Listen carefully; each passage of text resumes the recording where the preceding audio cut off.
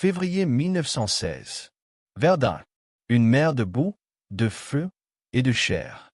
Sur un front de 20 km, plus de 1000 canons allemands s'abattent sans relâche sur les lignes françaises. Chaque minute, des tonnes d'obus labourent la terre. Chaque jour, des milliers d'hommes disparaissent dans la fumée. Mais, et si, au milieu de cette tempête d'acier, une seule invention, arrivée trop tôt, pouvait tout changer?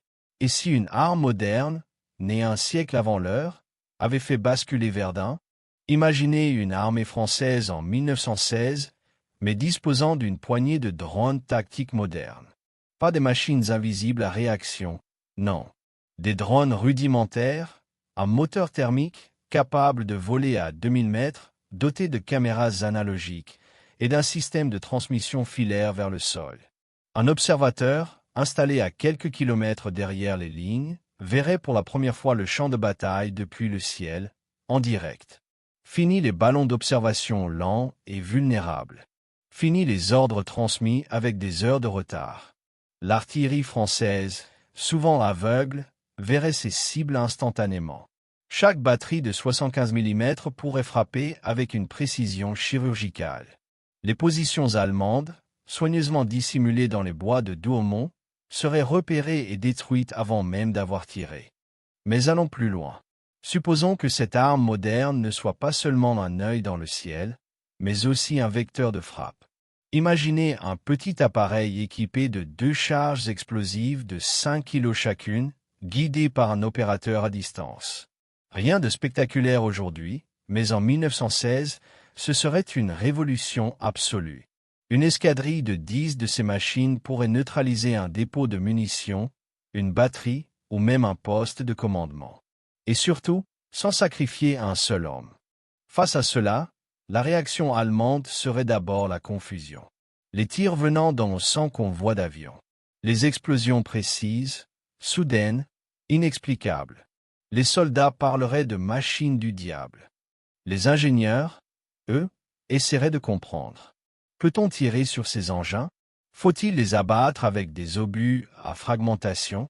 Les premières défenses antiaériennes de l'histoire naîtraient peut-être là, dans les tranchées de Verdun. Mais surtout, cette innovation bouleverserait la logique même de la guerre industrielle.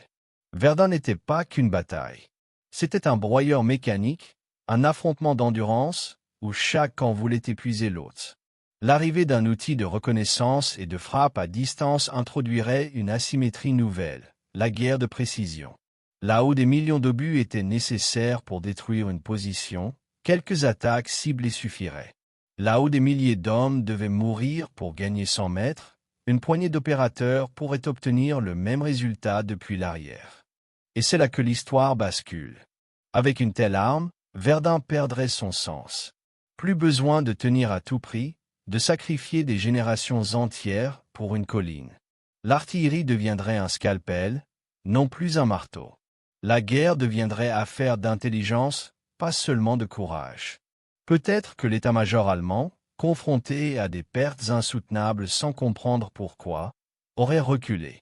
Peut-être que Verdun aurait duré 1 mois, non 10, et que la Première Guerre mondiale aurait pris fin avant 1918. Mais voilà, en 1916, les hommes savaient forger des canons, pas encore des processeurs. Ils pouvaient construire des chars, mais pas des drones. La science n'avait pas encore rattrapé l'imagination. Alors Verdun continua. 300 jours de feu, 9 villages effacés de la carte, et plus de 700 000 victimes. Tout cela, parce qu'une idée, née trop tôt, n'avait pas encore trouvé son époque. Aujourd'hui, ces armes existent. Elles sillonnent les ciels d'Ukraine, du Caucase ou du Moyen-Orient. Petites, silencieuses, précises. Et chaque fois qu'elles frappent, c'est un rappel. Une seule invention peut réécrire la guerre ou l'éviter. L'arme moderne qui aurait changé Verdun. Un simple concept, mais une idée capable, à elle seule, de sauver un siècle entier d'humanité.